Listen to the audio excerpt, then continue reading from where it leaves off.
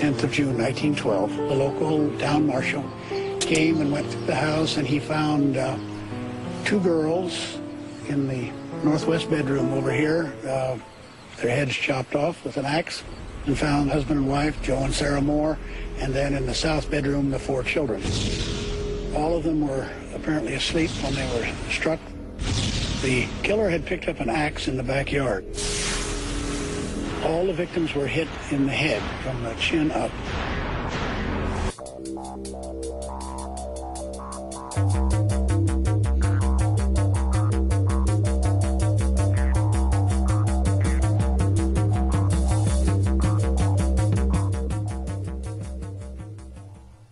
They never caught who did it.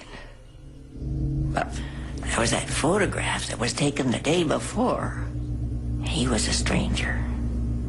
But when I look at that photograph, see that man's face, I got a chill. Villisca was a close-knit community in those days, but the peacefulness here was shattered on June 10th, 1912, with the discovery of 8 bloody corpses in a house along one of the town's tree-lined streets. The J.B. Moore family, respected and well-liked members of the community, along with 2 overnight guests, were found murdered in their beds.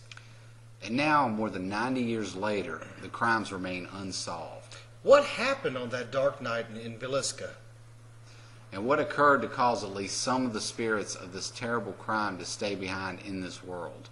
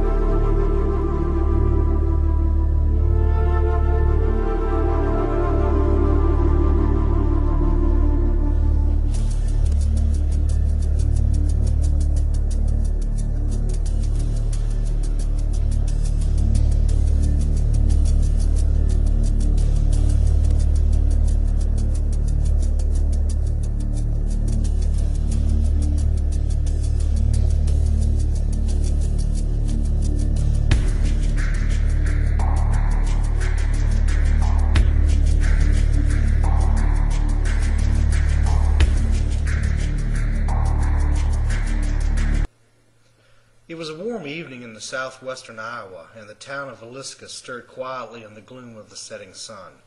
The dinner hour had long since passed, and many residents escaped to the cool of the front porch after the heat of the day started to settle. Stores locked up for the evening, and lights began to appear in the windows of homes along the darkening streets. At the Presbyterian church, music filtered to the street outside, along with laughter and polite applause. The Children's Day program came to an end around 9:30 p.m., and soon the parishioners began trickling out into the street, heading home for the night. Sarah Moore, who had coordinated the program, gathered her family around her as they started walking home. She was joined by her husband, Josiah, known popularly in town as J.B., and her children, Herman, Catherine, Boyd, and Paul. 2 young girls, friends of the Moore children, who had also been in the evening's program, Lena and Anna Stillinger, came home with the Moores to spend the night. The following morning, June 10th, Mary Peckham, the Moores' next-door neighbor, stepped out of the back door of her home to hang some laundry on the line. As Mary worked, some time passed, and she soon realized that not only had the Moores not been outside to start their own chores that morning, but that the house itself seemed unusually still. This was very strange, as J.B. Moore always left early for work, and Sarah was always up at dawn to start breakfast and the day's work. The Moore house was full of young children, and so the morning hours were always loud and boisterous. Could the Moores be sick, under the weather? But Mary waited for a few more minutes and then approached the house and knocked on the door. It was still eerily quiet inside. She waited for a few moments and then knocked again. Once more there was no answer, so she tried to open the door, thinking that she could poke her head inside and call for Sarah herself.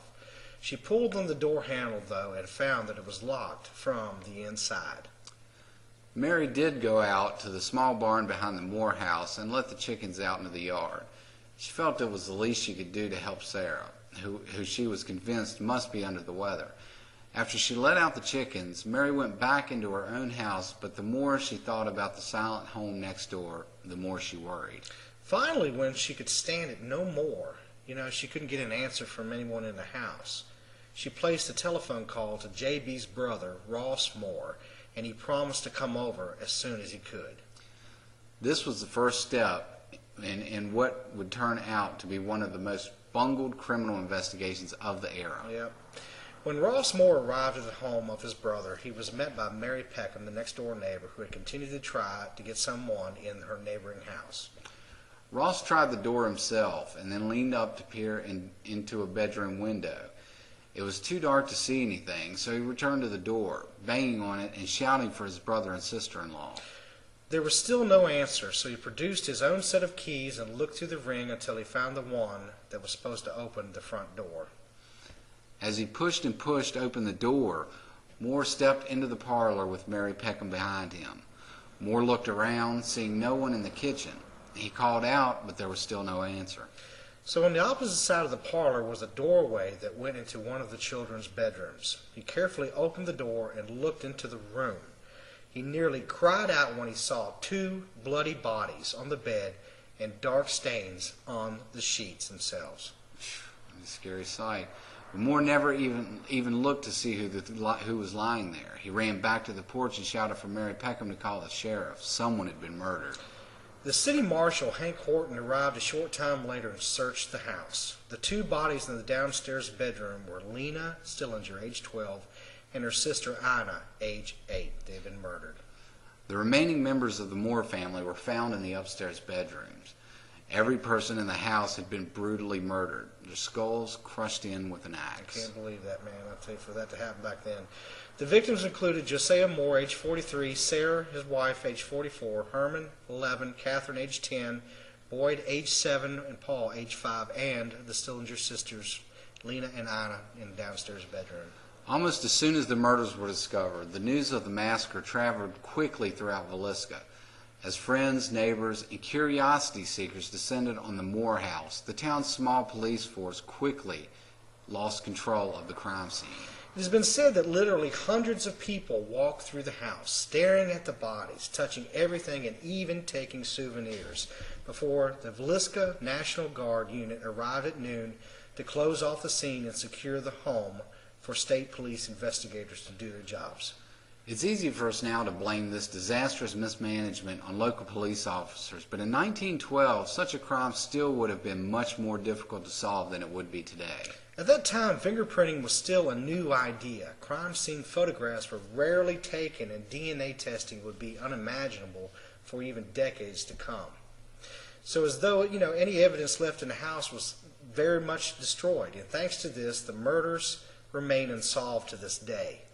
While no one was ever convicted of the Moore-Stillinger murders, there was never any shortage of suspects in the case. In the days that followed the crime, there were at least 4 suspects mentioned in every edition of the newspaper. However, leads were quickly exhausted, alibis were established, and possibilities began to dwindle. And the local police, state investigators, private detectives were hired, and even amateur detectives looking for the reward that had been offered combed the town and surrounding region, following every clue that was presented to them. While dozens of theories were pursued, each time the investigation seemed to be getting close to something, it all fell apart. That's the tragedy about this thing. It was never caught. And as time wore on, the possibility of solving the crime began to fade, and eventually the trail went cold, and nothing else was left. Today, historians and those with an interest in the case have their own ideas of who committed the